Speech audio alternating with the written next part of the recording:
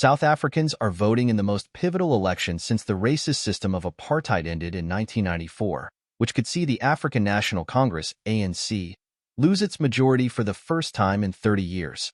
As he cast his vote in Soweto, President Cyril Ramaphosa said he had no doubt that people would once more show confidence in the ANC.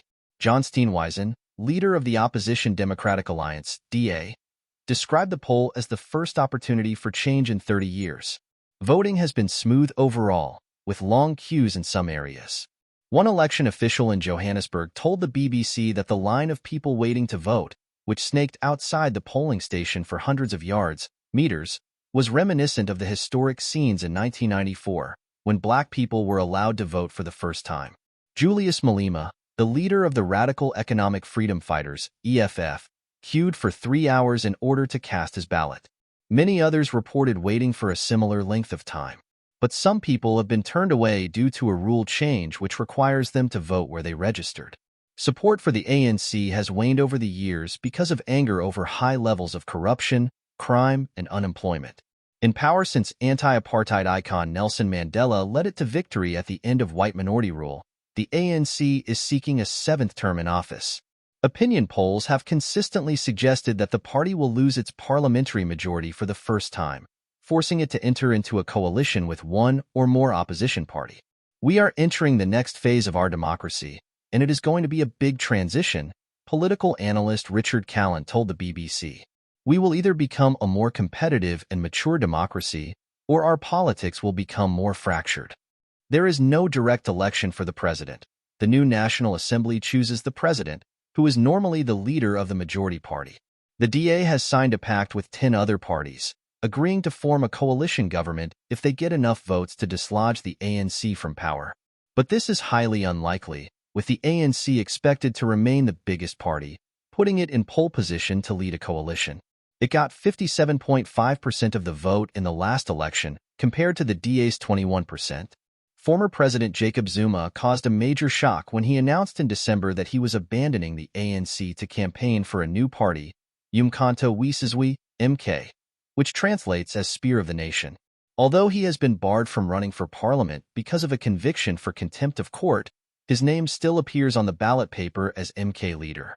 As he cast his ballot in his village of Nkandla, he appeared upbeat, saying, "All is in order. I can see my face on ballot papers."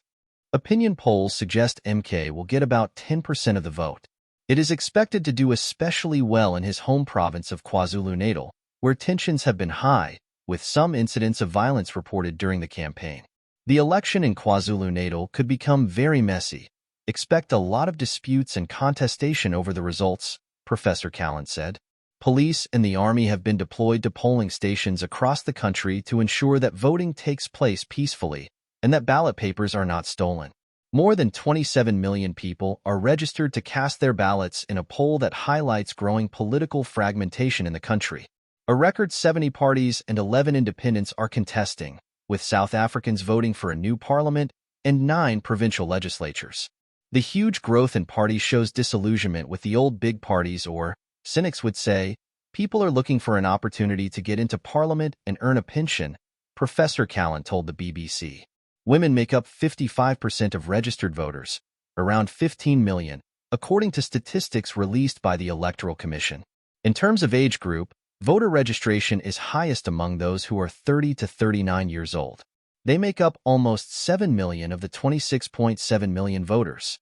But, said Professor Callan, around 13.7 million eligible voters did not register, with most of them, 8 million, below the age of 30.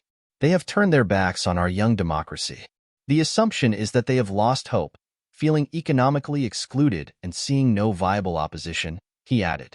This view was borne out by 29-year-old Kibetswe Malika, who lives in Soweto, which was the epicenter of a student uprising against apartheid in 1976. He told BBC Africa Daily podcast presenter Mfolokaj he would not be voting because of bad public services and because he is unemployed. "I'm looking for a job. Nothing is happening," he said. However, turnout is expected to be higher among older South Africans. In Cape Town, Mansour Safodian, 73, who was voting along with his wife, Wardia, told the BBC, It's important for us to use our vote because people sacrificed so much for us to be able to vote, which we couldn't do under apartheid.